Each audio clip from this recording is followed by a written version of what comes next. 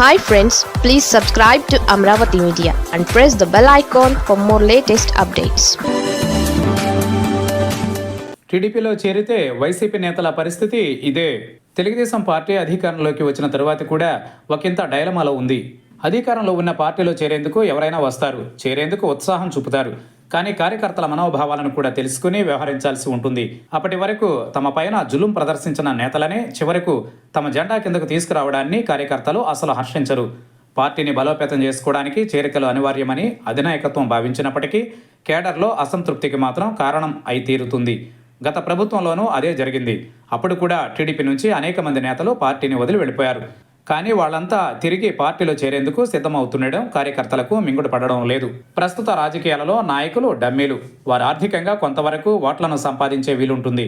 అంతే తప్ప పోలింగ్ కేంద్రాలలో అసలు సత్తా చూపించేది కేడర్ మాత్రమే. అలాంటి కార్యకర్తల మనోభావాలు దెబ్బతినేలా వ్యవహరిస్తే కేడర్లో అసహనం బయలుదేరుతుంది. అది ఏ పార్టీకైనా మంచిది కాదు.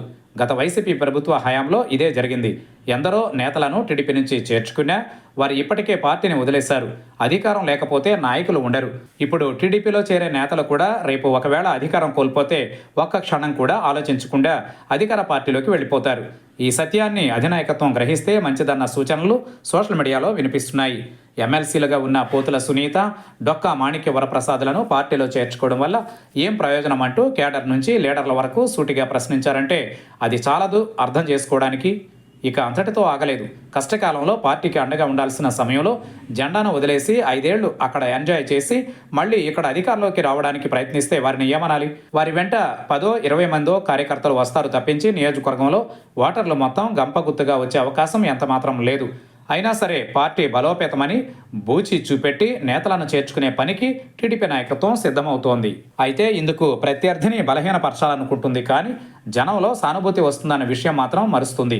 తాజాగా ఇప్పుడు ఆళ్ల నాని, అవంతి శ్రీనివాస్ వంటి వారిని పార్టీలో చేర్చుకోవడానికి కారణాలు చెప్పమంటూ నేతల నుంచి కార్యకర్తలు నిలదీస్తున్నారంటే ఆలోచన చేయాల్సిన అధినాయకత్వం ఏమాత్రం వెనకడుగు వేయనంటోంది. రానున్న కాలంలో వైసీపీ నుంచి అనేక మంది వస్తారు. వచ్చిన వారందరినీ చేర్చుకుంటే గత 5 ఏళ్లు జెండాను విడవకుండా మోసిన వాళ్లను ఏం చేయాలన్న ప్రశ్నకు నాయకత్వం వద్ద సమాధానం ఉండదు. అధినాయకత్వంపై నమ్మకంతో చేరుతున్నామని పచ్చి అబద్ధాలు చెబుతూ చేరిన ఈ నేతలు మళ్ళీ అధికారం కోల్పోతే వెంటనే బై బై చెప్పేందుకు సిద్ధమవుతారని గుర్తించక తప్పదు. టీడీపీ సోషల్ మీడియాలో కూడా ఇదే తరహా కామెంట్స్ వినిపిస్తున్నాయి.